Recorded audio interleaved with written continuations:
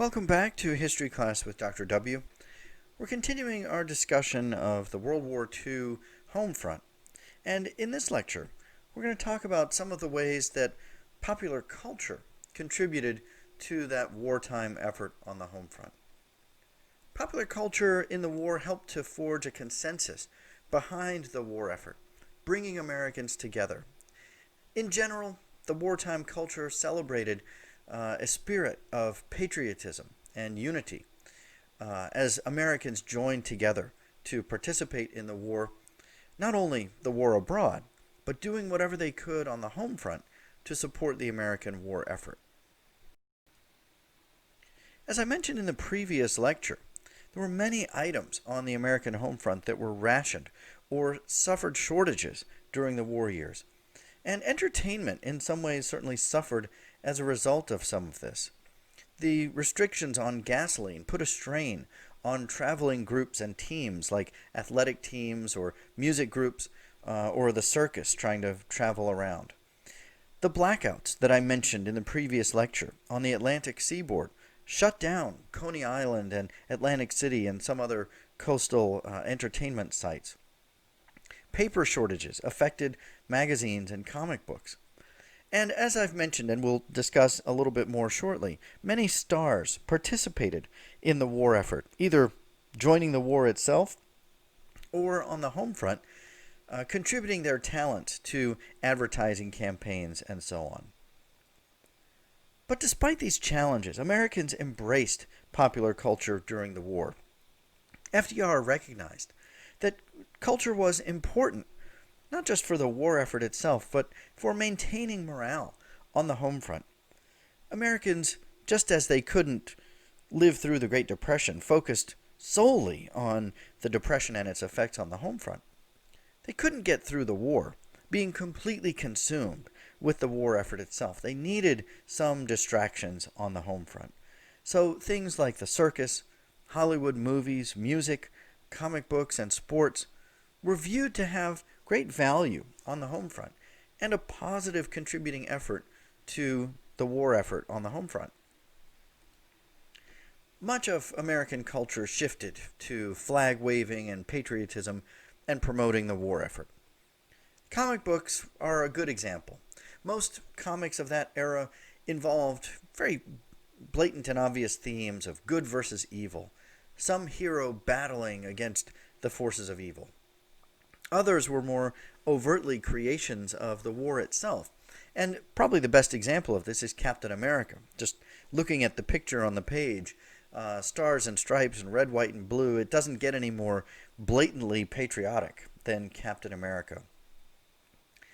This character was actually created a few months before the attack on Pearl Harbor. One of its creators was Jack Kirby, whose true name was Jacob Kurtzberg, the son of Jewish immigrants. Captain America, of course, wears his red, white, and blue uniform, and it's the hero of the story is Steve Rogers, an average guy transformed into a super soldier by scientists. He battled against warmongers and was one of the most popular comics of the war years, selling more than 1 million copies each month. Now, just to get a sense of Captain America's role in morale on the American home front, this is issue number 1 of Captain America. And there he is on the cover, punching Hitler in the mouth. This is certainly what many Americans envisioned and would have celebrated this with great vigor. The war certainly had a major impact in Hollywood as well. About 1/4 of Hollywood movies produced between 1942 and 44 were war-related movies. They usually featured a peace-loving, reluctant warrior, the most popular of whom during these years was John Wayne, who rose to superstardom. Many other celebrities supported the war effort by making appearances and doing fundraising, participating in bond drives, and dedicating their services to a number of instructional movies. Movie theaters during the war years functioned as community centers and information centers. They showed government-made films and instructional films that explained what was going on in the war and how Americans could contribute on the home front. You might perhaps recognize the actress in the lower right picture on your screen. But if not, it's a very young Marilyn Monroe who started cracking into Hollywood in this era, in part by making these instructional films during the war years. Another major participant in these kind of films was Ronald Reagan, who would go on not only to great stardom in Hollywood, but eventually would become President of the United States. The music industry as well reflected the ongoing war effort. There was an unofficial drive to find the ultimate war anthem, and hundreds of musicians churned out war-related songs. The titles tell you a good bit about what these musicians were going for. Titles like Goodbye Mama, I'm Off to Yokohama, Slap the Jap Right Off the Map, We're Gonna Find a Fella Who's Yellow and Beat Him Red, White, and Blue, and Let's Knock the Hit Out of Hitler. These were generally uninspiring songs, but artists were certainly trying to get behind the war effort. The most popular songs during the war years weren't necessarily intentionally geared to creating a war anthem, but rather were sentimental tunes about home and family and love that struck a particular chord with soldiers or with families who had men who were serving abroad. Most popular during the war years were crooners like Bing Crosby and ballads like Don't Get Around Much Anymore. But the biggest hit of the war years was perhaps the most unexpected. It was Crosby's 1942 hit song White Christmas, which didn't directly mention the war at all, but certainly struck a sentimental chord, especially with soldiers serving abroad. It became a wartime anthem, and arguably one of the most popular songs in all of American history. It sold 31 million copies and made the top 40 hit list 19 times over the next 20 years, as every holiday season brought it back to the top of the charts once again. While the war was an obvious presence in the music industry and in Hollywood, popular culture was probably most useful in offering an escape from the war. Hollywood, the music industry, and entertainers in general found wartime themes tiresome. Most Americans preferred an escape to constant reminders about the war. Life magazine, for instance, soared in circulation, more than doubling between 1940 and 48 to more than 5 million. Now, of course, Life documented the war effort with its large full-color photographs, and it had over 20 photographers in the field. But many of its articles celebrated show business and everyday American life. Publisher Henry Luce sought to define the United States in all of its various ways. Sport also played a valuable role during the war years. Similar to music and Hollywood, it was considered an important element of American morale on the home front. Professional football, which had really been kind of a second-tier sport throughout the 20s and 30s because it was seen as too violent and rough, suddenly took on added value as a trainer of good, rugged men. And the sport surged in popularity. NFL teams, along with many other professional sports, struggled to field teams of fully healthy men. Recall that most able-bodied men of this age were off to fight in the war. They lured players out of retirement and brought on younger players as well.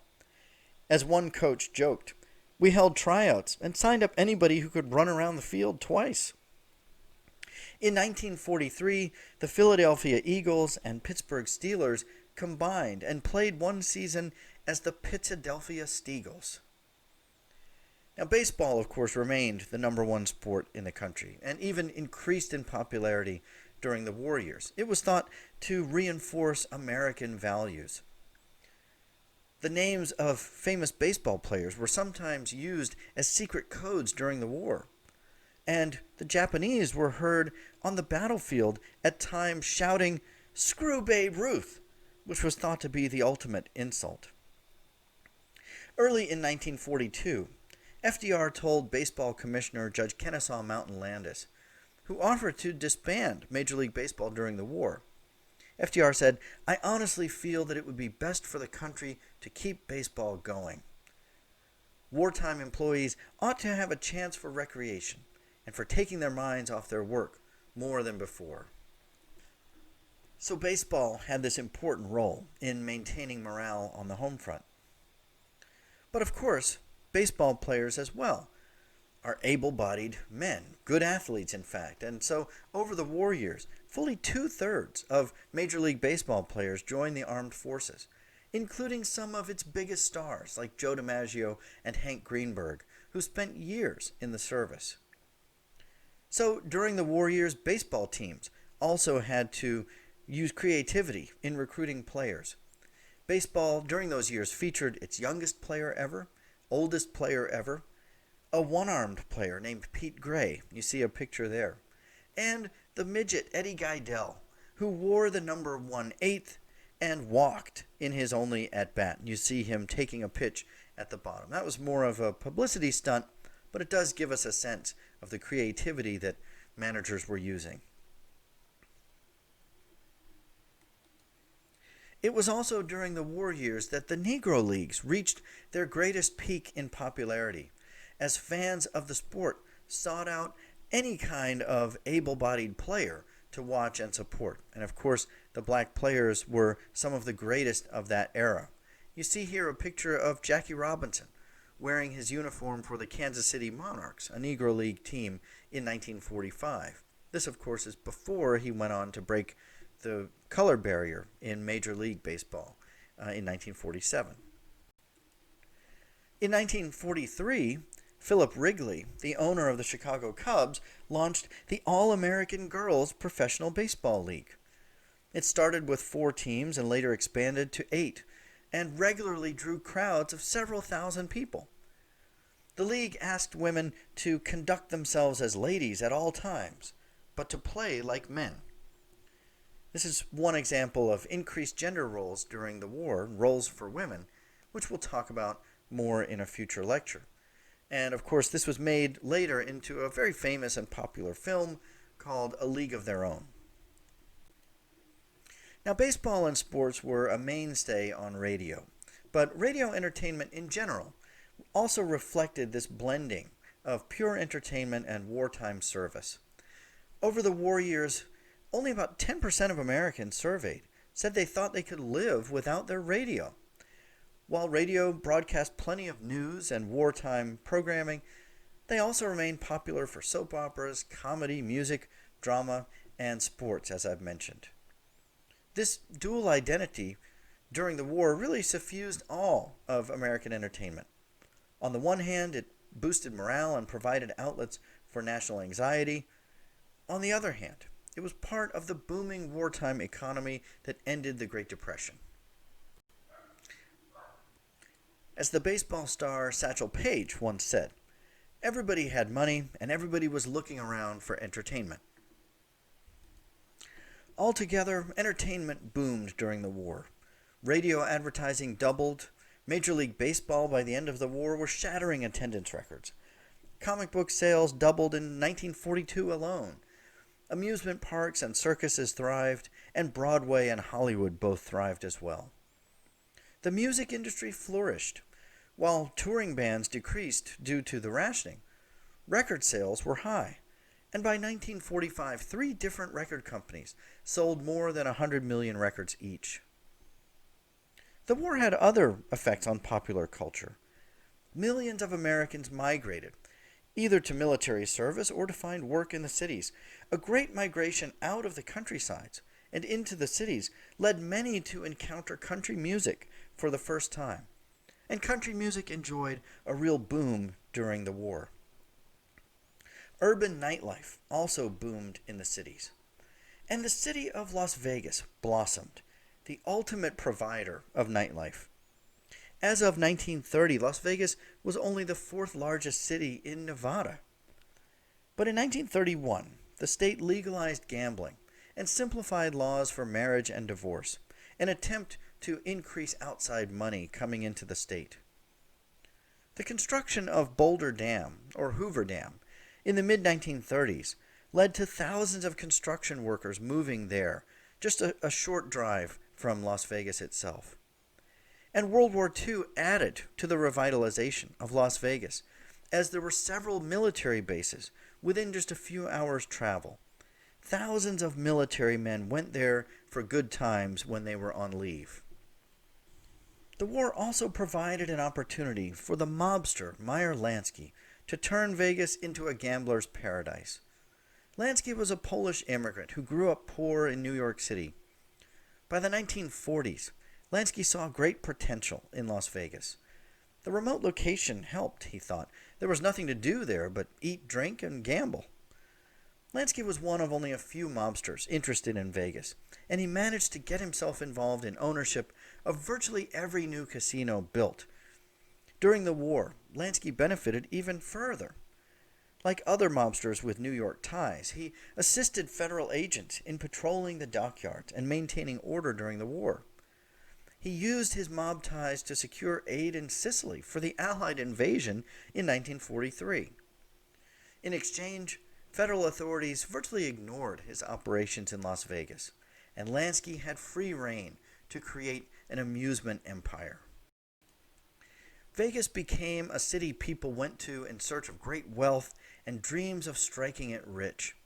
This has been described as one writer as the pathology of hope. The pathology of hope fit well with an image of the United States as a land of opportunity, an image that was advanced during the war years by the entertainment industry. The entertainment industry also advanced visions of the United States as a melting pot and a land of democracy. One representation of this theme was the growing popularity of a young singer named Frank Sinatra. Sinatra was the son of an Italian immigrant, of whom he liked to say, "He wasn't born here, rest his soul, but he made damn sure I was." He dropped out of high school to become a singer. Fiercely ambitious, with a sexy, emotion-filled voice, by 1943 he was singing before packed houses, mostly of adoring women. One of his nicknames was Swoonatra. One of his wartime hits was called "The House I Live In," which described a tolerant and inclusive land. It became a wartime anthem. Sinatra believed in its message, too, making personal appearances in racially divided neighborhoods and spreading messages of understanding and tolerance. Some of the lyrics of that popular song went like this. "What is America to me? A name, a map, a flag I see, a certain word, democracy. What is America to me? The howdy and the handshake, the air of feeling free, and the right to speak your mind. That's America to me. The church, the school, the clubhouse, the million lights I see, but especially the people. That's America to me." Comic books also echoed this theme of social justice. In one 1944 issue of the comic Green Lantern, he chastised a woman, saying, "When you hate a man for his race, creed, or color, you're just a sucker for those who hate America." This theme was also represented by Joe Louis, the heavyweight boxing champ who volunteered from very early on in the war. Private Joe Louis gave over 100 exhibition fights to support the troops and served in many advertisements like the one you see pictured on this page. So World War II popular culture depicted an America that was unified, democratic, and understanding. As one radio show described it, "Hitler ain't fighting kings and queens no more. We're the only ones who can win it, the little people, all dressed up in our halos and gas masks." On the other hand, popular culture reflected the continued preference for the white Protestant male over other groups. Also preference for the rural farm product. Many articles celebrating soldiers emphasized their rural heritage. He was a Wisconsin farm boy, and so on. One article describing Dwight Eisenhower mentioned his Kansas roots and said he had an orchard, a large garden, a cow and a horse, and always a dog. Typical war movies depicted a platoon of mixed ethnicities, but with emphasis on Anglo-Saxon groups, Irish Catholics, Jewish, and Italian. There were few blacks or Asians, and they almost always died or were wounded, often relatively early in the films. And they always looked for leadership and inspiration to the white characters. So there were those who would question the reality behind the egalitarian messages depicted in popular culture. In the next several lectures, we'll look more at the realities of those various groups, and not just the ways they were shown in movies and music of that era.